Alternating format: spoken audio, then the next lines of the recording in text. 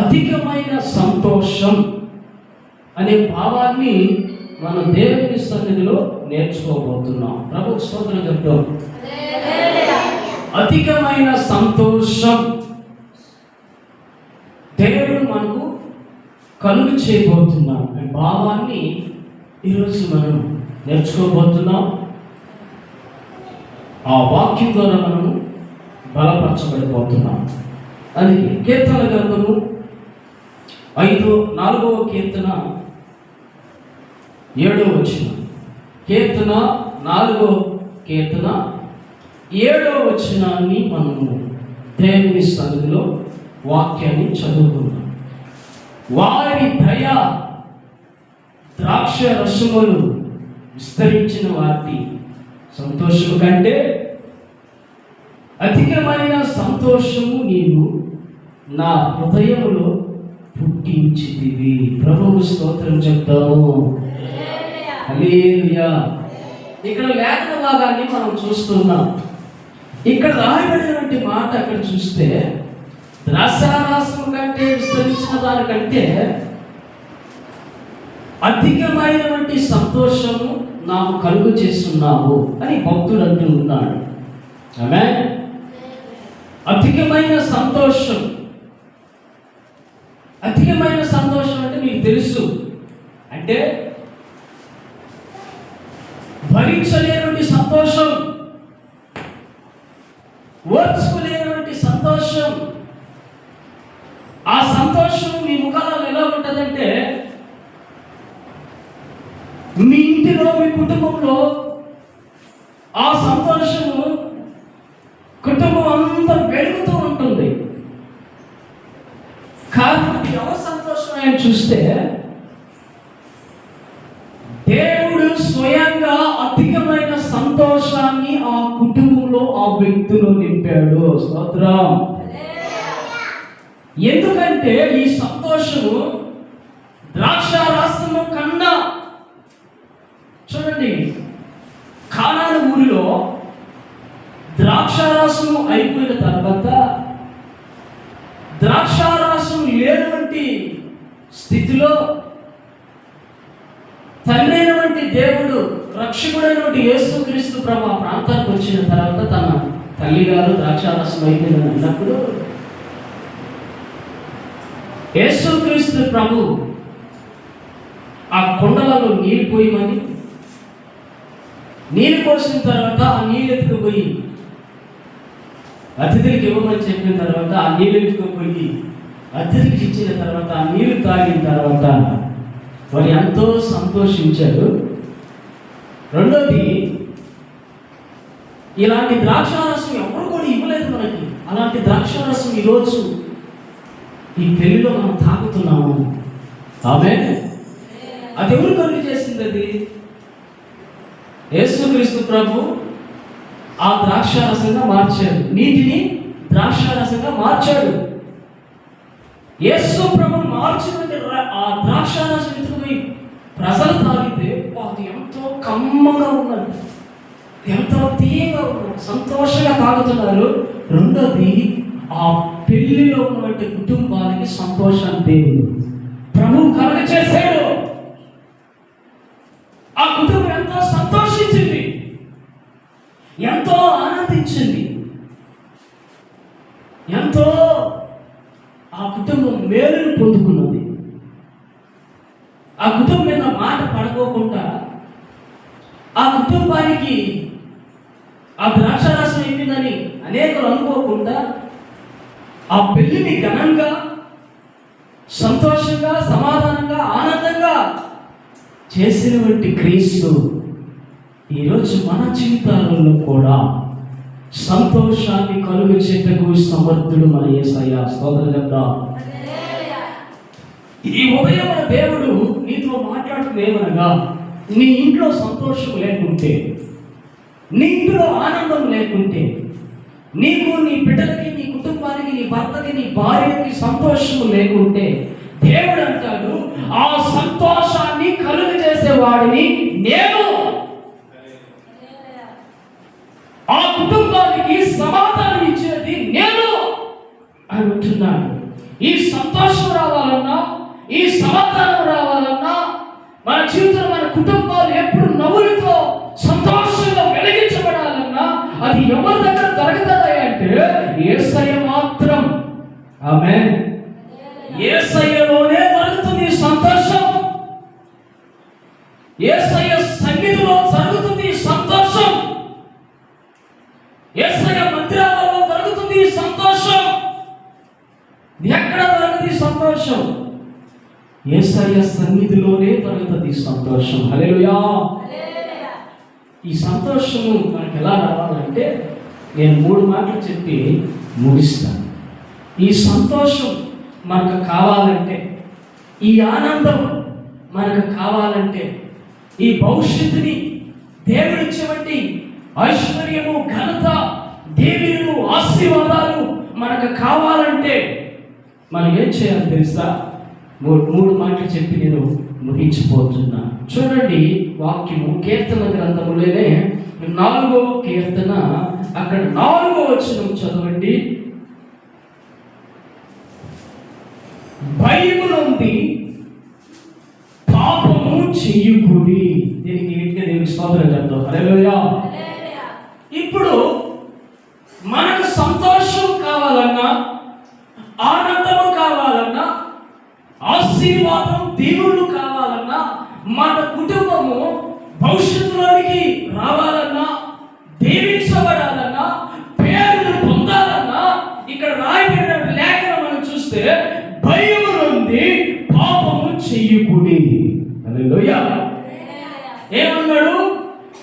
భయము నుండి పాపము చెయ్యకుడి అని ఇక్కడ లేఖనం చదివిస్తుంది. సంతోషం కావాలంటే నీ కుటుంబానికి, ఆనందం కావాలంటే నీ కుటుంబానికి నువ్వేం చేయాలంట? భయం పొందాలంట. ఎవరిలో భయం పొందాలంటే యేసయ్య దగ్గర, యేసయ్య మందిరానికి వచ్చినటువంటి నీవు, యేసయ్య వాక్యం వింటున్నటువంటి నీవు, యేసయ్య మందిరంలో ఉన్నటువంటి నీవు భయం నుండి పాపము చేయకుము అని దేవుని లేఖనం చదివిస్తుంది. ఈ పాపము చేయకోకుండా నువ్వు దేవుని సన్నిధిలో భయపడుతున్నట్లయితే దేవుడు నిన్ను సంతోషపరుస్తాడు. ఆమేన్. దేవుడు నిన్ను ఆనందింపచేస్తాడు. ఆమేన్. దేవుడు భవిష్యత్తులోకి నిన్ను నడిపిస్తాడు. ఆమేన్. దేవుడు నీ కుటుంబాన్ని నవ్వులతోనూ సంతోషంలోనూ అధికమైన సంతోషాన్ని కలుగు చేయాలంటే నువ్వు దేవుని సన్నిధిలో భయపడాలి. ఆమేన్. భయం లేనివంటి వాడు పాపం చేస్తాడు. భయం పొందినటువంటి వారు పాపానికి లోపడతారు. భయం అంటే వెనగనటువంటి వారు లోకములో పాపానికి గురైపోయి అనేకమైన విషయాలలో తలబెడతారు. అదే భయం కలిగినటువంటి వారైతే, దేవుడి మీద విశ్వాసం పెట్టుకున్న వారైతే, దేవునిలో నిజాయితీగా నడుస్తున్నటువంటి వారైతే వారు మహా సంతోషంతో ఉంటారు. చెప్పకపోతుంది ఏమైపరచులో మహా ఆనందంతో ఉంటారు. మహా గంతులు వేస్తూ ఉంటారు. క్రీస్తుని గురించి తెలుగుపరుస్తారు. దేవుని లేఖనం గురించి తెలుగుపరుస్తారు. దేవుని మందిరం గురించి తెలుగుపరుస్తారు. దేవుని సేవకుడు గురించి ప్రతి సంఘములో, గ్రామములో తెలుగుపరుస్తారు. కారణము దేవుడు వారిని సంతోషపరుస్తున్నాడు.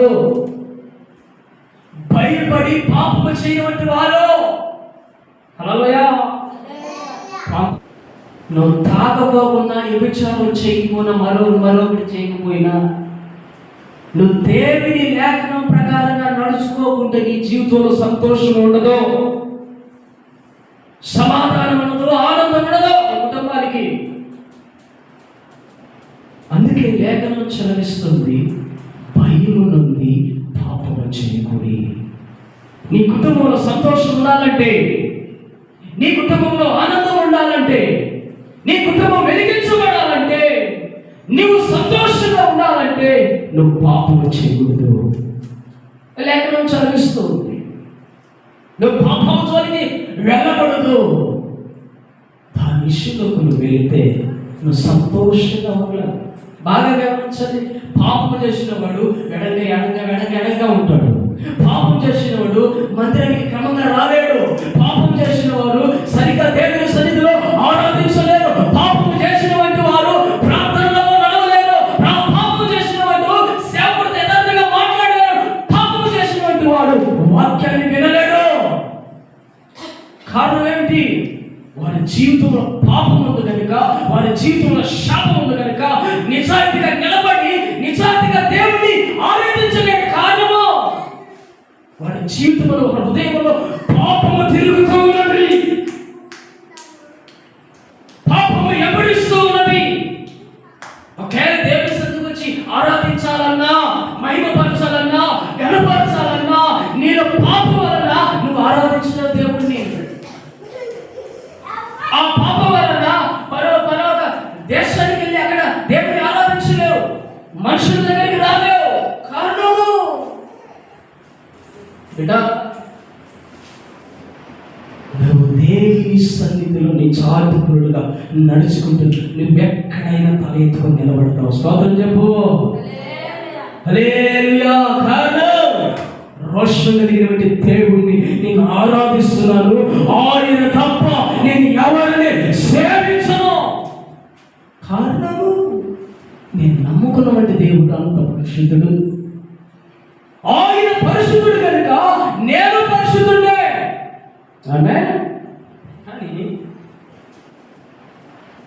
పరిశుద్ధమైనటువంటి దేవుని నమ్మిన నేను ఆ పాపంలోనికి నేను పోతే, నేను పాపినైనప్పుడు నా దేవునికి అవమానం కదా. మనం పాపం చేయకోకుంటే నిజాలుగా ఎక్కడైనా నిలబడగలం తలెత్తుకొని. అందుకే వాక్యం చదివిస్తుంది, దేవుని మూలంగా పుట్టిన వాడు పాపము చేయడు. క్రీస్తులో జన్మిస్తున్నటువంటి మనము, దేవుడిలో జన్మిస్తున్నటువంటి మనము, ఆయన మాటలో ఉన్నటువంటి మనము, ఆయన సన్నిధిలో ఉన్నటువంటి మనము నిజాయితీగా నిలబడాలి. రోషము కలిగి ఆయన తలెత్తుకునేవారుగా మనల్ని నిలబెట్టేవారుగా ఉండాలి. చివరి దినాల్లో ఉన్నాము. ఈ చివరి దినాల్లో మనము శ్రేష్టమైన బహుమతు దేవుని దగ్గర పొందాలి. ప్రార్థన ఎడతెగక, విశ్వాసం ఎడతెగక, భక్తి ఎడతెగక, దేవునిలో నిజాయితీ కలిగినటువంటి వారుగా మనం నడుచుకునే వారుగా ఉండాలి. ఏమి స్తోత్రం. ఒకటి, మనం సంతోషాన్ని పొందాలన్నా, ఆనందం పొందాలన్నా ఏం చేయకూడదంట? పాపము చేయకూడదు. భయము కలిగి పాపము చేయకూడదు. రెండోది చూడండి, వాక్యం చూడండి. రెండో మాట, మీరు పడకల మీద నుండగా మీ హృదయాలలో ధ్యానము చేసుకొని ఊరుకుండుడి. స్తోత్రం చెప్పండి. హల్లెలూయా. ఒకటి, భయం నుండి పాపము చేయకూడదు. రెండో మాట ఏం చేయమన్నాడు ఇక్కడ? నీ ఇంట్లో సంతోషం కావాలన్నా, సమాధానం కావాలన్నా, దీవులు కావాలన్నా, ఇంకో మాట, రెండో మాట, మీరు పడకల మీద ఉండగా మీ హృదయాలలో ధ్యానం చేసుకుని. దేవునికి స్తోత్రం. మీ పడకల మీద వేకునే లేచిన తర్వాత, మీ పడకలో పడుకొని ఉన్న తర్వాత లేయంగానే ఏం చేయాలట? ధ్యానం చేయమంటున్నాడు. ఏం ధ్యానం అది? ఏదో పాస్టర్ ఊరికి వెళ్ళాడు, ఆ ఊరిలో ఏం చేస్తున్నాడు, ఆయన వస్తాడో రాడో, అది కాదు ధ్యానం. నువ్వు ఉదయాన్నే లేయంగానే, పడకల మీద లేయంగానే మన దైవ సేవకుడు చెప్పిన వాక్యాన్ని గుర్తించుకొని వాక్యము ద్వారా నువ్వు ఆ పడకల మీదనే లేచి దేవుని ధ్యానం చేయాలి. ఏకునే పడక మీద లేయంగానే ఏం చేయాలంట? ధ్యానం చేయాలి వాక్యం, లేదా ప్రార్థన చేయాలి, లేదా ఎవరో కుటుంబం నాశనం అయిపోతుందంట, ఆ కుటుంబం కొరకు ప్రార్థన చేయాలి.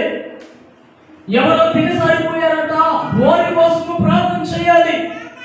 ఎవరో అనారోగ్యంతో పీడించబడుతున్నారంట, వారి కోసము ప్రార్థన చేయాలి. హల్లెలూయా. మన కుటుంబము, మన గ్రామము, మన మందిరము, మా సేవకుడు బాగుండాలని ప్రార్థన చేయాలి. అట్లా చేస్తున్నావు నువ్వు? ఉదయంగానే ఏం చేస్తున్నావు నువ్వు? ఎవరొస్తులైతే ఫోన్ పట్టుకుంటున్నారు, ఇంకొకరైతే టీవీ కడుగుపోతున్నారు, ఇంకొకరైతే ఈదుల్లోకి పోతున్నారు. దాన్ని ఏం జరిగిందని చెప్పేసి ఈదుల మీద తిరుగుతున్నారు. ధ్యానం చేసేది ఎప్పుడండి? హల్లెలూయా.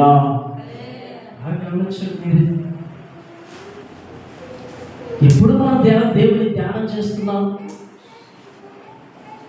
ఎప్పుడు మనం ధ్యానం చేస్తున్నాం దేవుని వేకువనే లేచి? Praise the Lord. హల్లెలూయా. దేవుడు నాకు నేర్పించినటువంటి క్రమం ఏంటంటే, ఉదయాన్నే లేచి ధ్యానం చేయటము, ఏదో మీలాంటి వారి కొరకు ప్రార్థన చేయటము, నశించిపోయే కుటుంబాల కొరకు ప్రార్థన చేయటము. ఒక ఆత్మను రక్షించినట్లయితే ₹1,00,00,000 సంపాదించిన వారు మనం. ఆమె నీ ధనము ధాన్యము కంటే ఒక పాపి మార్పు ముఖ్యం. ఎంత సంతోషం. హల్లెలూయా. ఈరోజు మరియమ్మ తల్లి మన మందిరంలో ఉంది. ఆ వ్యక్తి నా సన్నిధికి వచ్చిందని ఎంత సంతోషం, ఎంత ఆనందం. హల్లెలూయా. ఒక ఆత్మ ఆయన సన్నిధికి వచ్చిందంటే ఎంత సంతోషమో, ఎంత ఆనందమో. ధ్యానం చేయటం నీకు సంతోషం, నీ కుటుంబంలో ఆనందము ఉండాలంటే వేకువనే లేచి ధ్యానం చేయాలి, దేవునితో మాట్లాడాలి, దేవుని ఉపదేశాన్ని పట్టుకోవాలి. ఈ రోజుల్లో ఎట్లా తెలుసా, బైబిల్ ఎక్కడో పెట్టి ఫోన్ మాత్రం పక్కన పెట్టుకొని, ఆ ఫోన్ ఉందా లేదా నిద్రలేసి మరీ చూస్తారు. పక్కన పెట్టుకొని ఫోన్, మొబైల్, బైబిల్ మాత్రం పక్కన పెట్టుకోలేరు. ఫోన్ మాత్రం మెసేజ్ ఎవరు ఇచ్చారు, ఎవరు పెట్టారు, వాట్సాప్ ఎవరు పెట్టారు, ఈ మాత్రం చూసుకున్నాం. కానీ తలుపులు వేసి బైబిల్ వాక్యం వాక్యం చదివారా ఏమ్మా? చదివారా? ఆడకాసం చూస్తారు, నేను చదువుకున్నాను, మీరు అనుకున్నారు. హల్లెలూయా. మీరు చదవాలి, ప్రార్థన చేయండి. చదువు రాలేదు కదా, ప్రార్థన చేయండి. నెలకు వచ్చిందా స్తోత్రం, ఆ నెల వచ్చిందని మనం ప్రార్థన చేయండి. రాత్రి వేళ అందరికీ మెలకువలు వస్తాయి కాదంటే, ఆ మెలకువ ఎందుకు వస్తుందో ఒకసారి మనం గుర్తెరిగితే, హల్లెలూయా, ఆ మెలకువ ఎందుకు వస్తుంది తెలుసా? ఎక్కడో ఏదో ఒక పిట్టకి ఏదో జరిగిందే. రాత్రి వేళలో దేవుడు మెలకువలు ఇస్తాడు మనకి. ఎందుకు వచ్చిందా ఈ మెలకు అని చెప్పేసి నువ్వేమైనా ప్రార్థన చేసి కొనుక్కుంటున్నావా?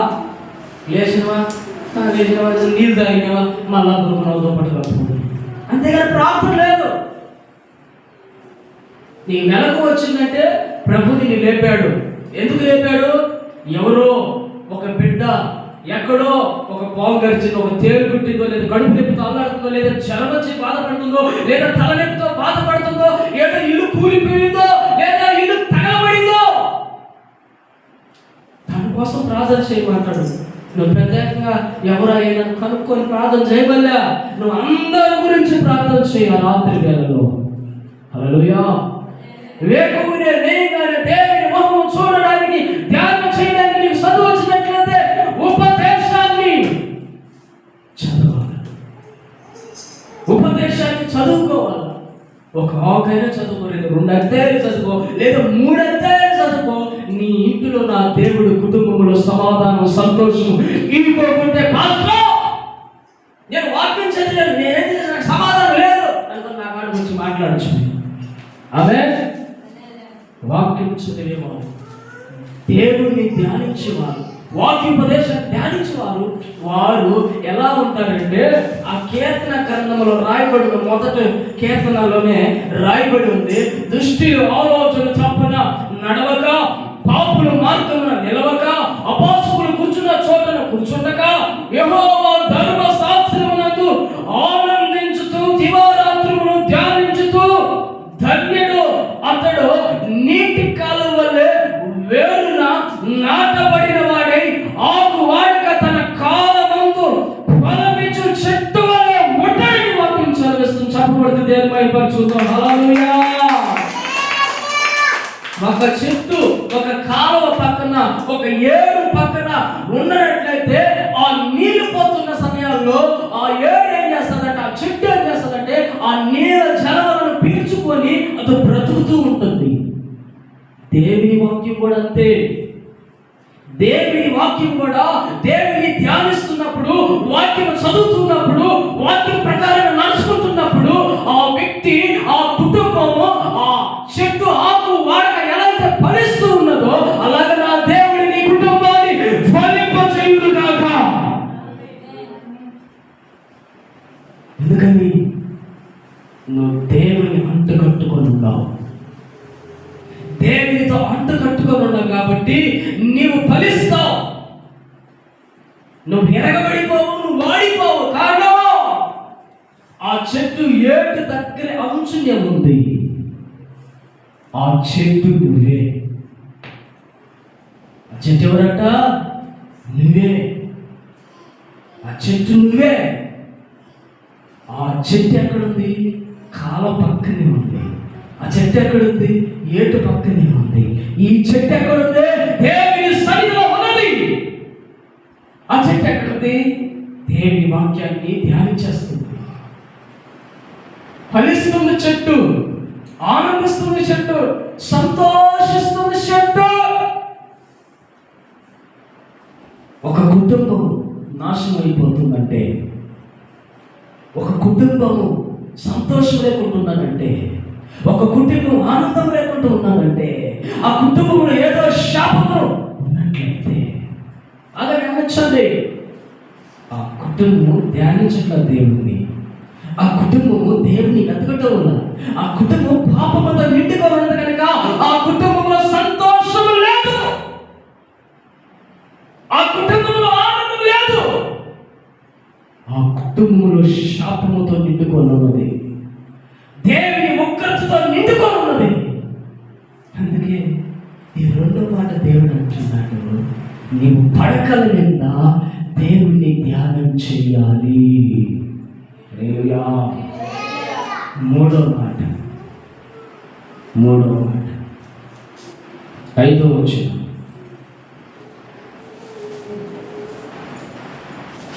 నీతియుక్తమైనటువంటి బలులు అర్పించుచు యెహోవాను నమ్ముకొనుడి.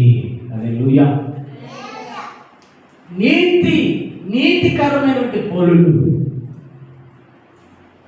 నీతికరమైనటువంటి బలులు దేవుని దగ్గర అర్పించుతూ ఏం చేయాలట? దేవుణ్ణి నమ్ముకోండి. బాగా గమనించండి పిల్లలు, నీతి బలులు, సాక్షాత్ బలులు, ఒక నమ్మకస్తుమైనటువంటి బలులు దేవునికి అర్పించాలి. వేకువనే లేట, సాయంత్రము విజ్ఞాపన చేయడం, మధ్యాహ్నం ధ్యానించడం, వేకువనే ధ్యానించడం, బలులు. చూడండి బాగా గమనించండి. బలులు అందరికీ దేవుని దగ్గర పొందిన పరిశుద్ధతను అందరికీ పంచడం, దేవుని గురించి అందరికీ తెలియపరచడం, నమ్మకంగా సాక్షిగా దేవుని సన్నిధిలో నిలబడటం, ఒక పాట పాడటం, ఒక పేరును సంపాదించుకోవటం. మూడవదిగా నీతికరమైన పనులు అర్పించాలి. నీలో సంతోషం సమాధానం ఉండాలంటే హల్లెలూయా. అధికమైన సంతోషం నీ ఇంట్లో ఉండాలంటే ఏం చేయాలి? నీతికరమైన పనులు నువ్వు దేవుని సన్నిధిలో అర్పించాలి. ఎలా ఉండాలి? నువ్వు నమ్మకస్తుడిగా. ఎలా ఉండాలంట? ఒక నమ్మకస్తుడిగా. యోసేపు నమ్మకస్తుడిగా ఒక రాజు దగ్గర ఉన్నాడు. ఆ ఇంటంతా కూడా అతన్ని నియమించున్నాడు, అధికారం ఇవ్వబడి ఉంది. నమ్మకస్తుడిగా ఉన్నాడు. ఆ రాజు భార్య యోసేపు మీద కన్ను వేశాడు. పాపం చేయాలని ఆశపడింది. యోసేపు ఎలా ఉన్నాడంటే నమ్మకస్తుడుగా ఉన్నాడు. ఎక్కడ? రాజు ఇంట్లో నమ్మకస్తుడుగా ఉన్నాడు. రాజును నమ్మున్నాడు. రాజు యోసేపుని నమ్మున్నాడు. ఇప్పుడు రాజు భార్య యోసేపుతో పాపం చేయాలని అతిగా ఆశపడుతూ ఉందంట. సమయం కోసం ఎదురు చూస్తూ ఉందంట. ఒకరోజు యోసేపు ఇంట్లో ఒంటరిగా ఉన్నాడు. ఒంటరిగా ఉన్నప్పుడు రాజు భార్య యోసేపు దగ్గరికి అతి చిన్నగా, అంత మెల్లగా, అంత సంతోషంగా వెళ్ళింది. బాగా గమనించండి. మెల్లగా వెళ్ళి యోసేపుని పాపానికి తోడుతూ ఉందంట. ఎప్పుడు యోసేపు మీద పాపం పోయిందంటే ఒంటరిగా ఉన్నప్పుడు మాత్రమే పాపం వెళ్ళింది. హల్లెలూయా. యోసేపు ఒంటరిగా ఉన్నప్పుడు పాపం వెళ్ళింది.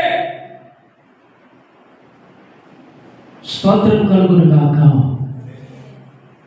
యోసేపు ఎవరి భక్తుడు? భూమికి పునాదేశినటువంటి దేవుడు, ఆకాశం సింహాసనంగా చేసుకున్న దేవుడు, ఆయన ఇష్టడైనటువంటి కుమారుడు యోసేపు.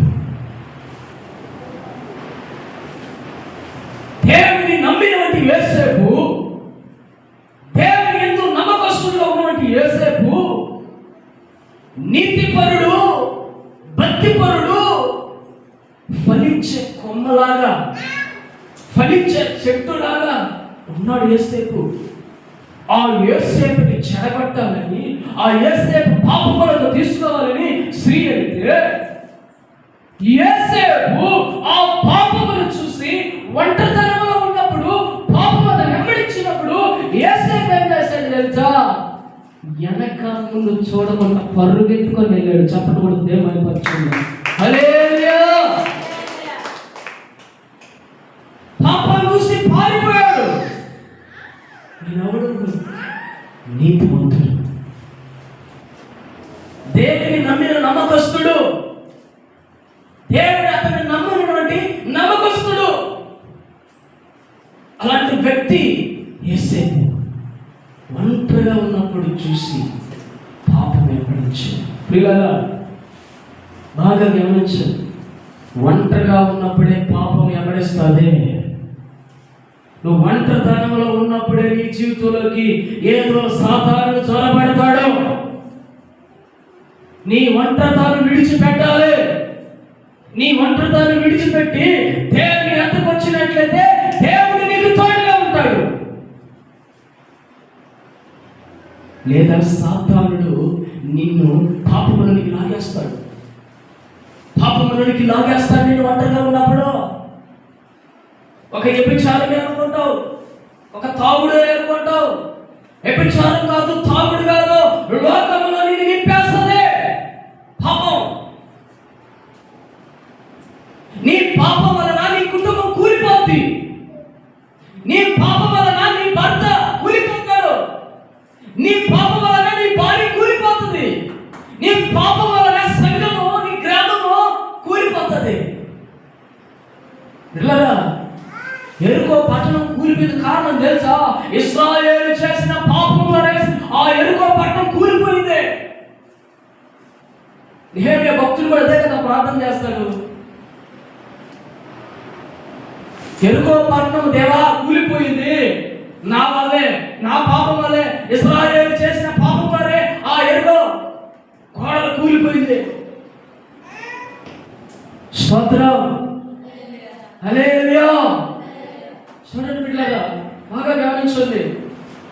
యోసేపు మీద ఒక నింద వచ్చింది. యోసేపు నన్ను పట్టుకున్నాడు, నన్ను బలవంతం చేయబోయాడు, నింద వేసేసింది. యోసేపు ఎక్కడున్నాడు? ఇప్పుడు చెరసాలలో ఉన్నాడు. హల్లెలూయా. దేవుడు, రే బాబు, నువ్వు బయట ఉంటే ఒకరంతా నీకు స్వాదం ఎక్కువ అవుతున్నాయి, సమస్యలు ఎక్కువ అవుతున్నాయి, అందుకని నేను జాగ్రత్తగా చెరసాలలో వేస్తాడు దేవుడు. హల్లెలూయా. చెరసాలలో జాగ్రత్తగా పెట్టుకున్నాడు. ఒకరోజు ఆ సమయము వచ్చి దేవుని స్తోత్రం, దేవుడు ఆ సంఖ్యలను ఇప్పి ఆ శరసాలను భద్ర చేసి యోసేపుని బయటకు వచ్చి తీసుకొచ్చి, ప్రైజ్ ది లార్డ్, హల్లెలూయా.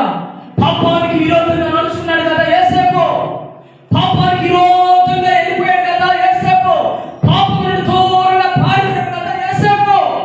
ఆ యోసేపుని తీసుకొచ్చి సింహాసనం మీద పెట్టాడంట. చపరుడు దేవుని స్తోత్రం, హల్లెలూయా. పాపానికి దూరంగా వెళ్ళిపోయినటువంటి యోసేపును, పాపము చేయనటువంటి యోసేపును దేవుడు తన కుటుంబంలో తనకును తన ముఖానికి ఏం కలుగు చేశాడంట? సంతోషాన్ని కలుగు చేశాడు, ఆనందాన్ని కలుగు చేసి సింహాసనం మీద కూర్చొని రాజుగా చేశాడు, ఒక అధిపతిగా చేశాడు, ఒక మంత్రిగా చేశాడు. చూడండి ఆ సంతోషం ఎలా ఉందో. అందుకే దేవుడు అన్నాడు, నీ ఇంట్లో సంతోషము, ఆనందము, ఐశ్వర్యం ఉండాలంటే మొదట ఏం చేయకూడదు? పాపం చేయకూడదు. రెండోది దేవుణ్ణి ధ్యానించాలి. మూడోది నీతికరమైనటువంటి బలులు అర్పించాలి దేవుని సన్నిధిలో. హల్లెలూయా, హల్లెలూయా.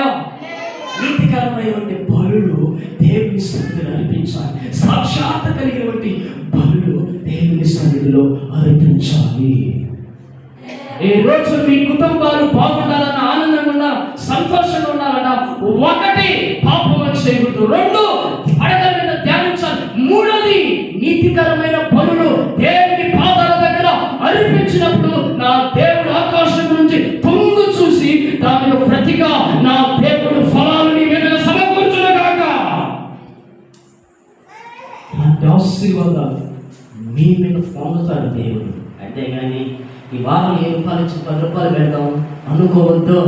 దేవుడు ఈ వారం ఎంత ఇచ్చాడు, వారానికి ఎంత ఇచ్చాడో అంతని లెక్కేసుకొని మరి నువ్వు స్లిప్లో పెట్టుకొని ప్రార్థన చేయాలి. నీ కుటుంబం ఆనందంగా ఉండాలంటే, నీ కుటుంబం దీవెనకరంగా ఉండాలంటే. ఆమేన్, హల్లెలూయా. ఒకవేళ దేవుడు నాతో మాట్లాడుతున్నాడు, మీ అందరితో మాట్లాడు, ఎవరితో మాట్లాడినా, నువ్వు ఎక్కడ పని చేసినా, కష్టం చేసినా దేవునికి ఇయ్యాల్సింది ఇవ్వాలి.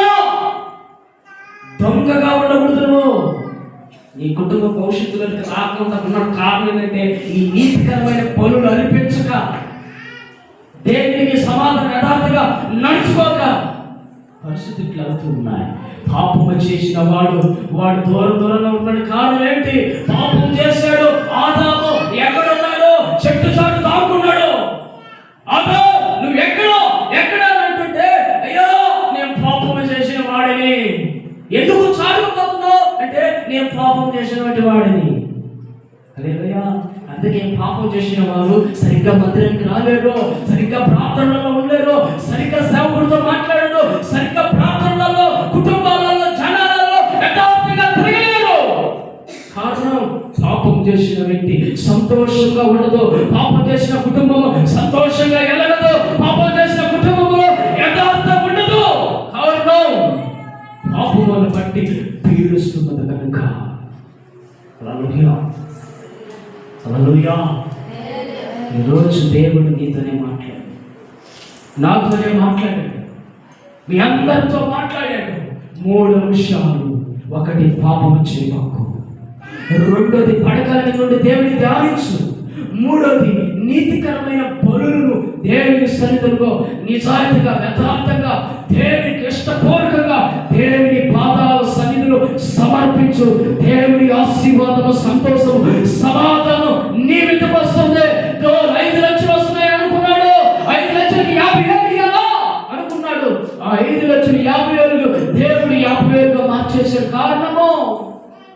నీతిగా, భక్తిగా, యథార్థగా ఆ దశమ భాగం సమర్పించగా శాపానికి గురైపోయి కుటుంబం అభివృద్ధిలోకి రాకపోయింది. ఈ రోజు నీ కుటుంబం అభివృద్ధిలోకి రావాలన్నా, ఆశీర్వాదంగా, ఆనందంగా, సంతోషంగా ఉండాలన్నా దేవుని సన్నిధిలో నీవు నీతికరమైన పనులు అర్పించాలి. అలా అర్పించినప్పుడు దేవుడు నేను విస్తారంగా దేవుడు దీవించబోతున్నాడు. విస్తారంగా నేను అభివృద్ధి జీవించబోతున్నాడు. ఈ రోజు కుటుంబాలు అభివృద్ధిలోకి రాలని కారణం దీనివల్లే బిడ్డ, దీనివల్లే.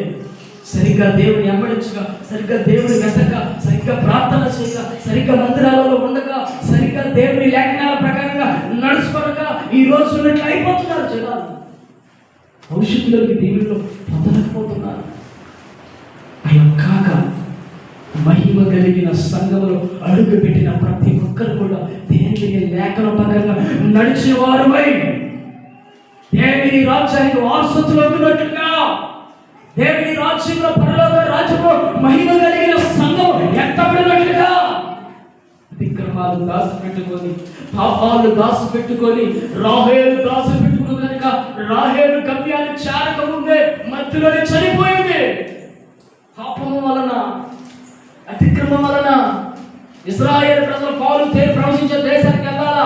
వాళ్ళు అక్కడికి వెళ్ళాలంటే ఇదేం చేశారు తెలుసా? దేవునికి వ్యతిరేకమైన పనులు చేసి, వ్యతిరేకమైన పాపాలు చేసి, వ్యతిరేకమైన పాపంతో నిండుకున్నారు కనుక పాలు తేలి ప్రవశించే దేశానికి వెళ్ళలేకపోయారు. ఈరోజు దేవుని సన్నిధికి మీరు ఎందుకు వచ్చారు? రక్షింపబడ్డారు, దీవించబడ్డారు. మీరు రాజ్యంలో, దేవుని రాజ్యంలో ఉండాలి. అలా ఉండాలంటే ఆడికి పోవాలి ముందే ఇక్కడ నీవు రక్షింపబడాలి. దేవుని రాజ్యంలోకి వెళ్ళబడ్డాలి. హల్లెలూయా. దేవునికి దాంట్లో సమృద్ధిగా, దేవునికి ఇష్టపూర్వకంగా ఇవ్వండి. దేవుని మందిరానికి ఇష్టపూర్వకంగా రండి. దేవుని సన్నిధిలో చక్కగా, నీటిగా, భక్తిగా, విశ్వాసంతో నడుచుకోండి. దేవుడు మీకు ఆనందాన్ని, సంతోషాన్ని కలుగు చేసి నీ కుటుంబాన్ని దీవించును గాక. ఆమేన్. హల్లెలూయా.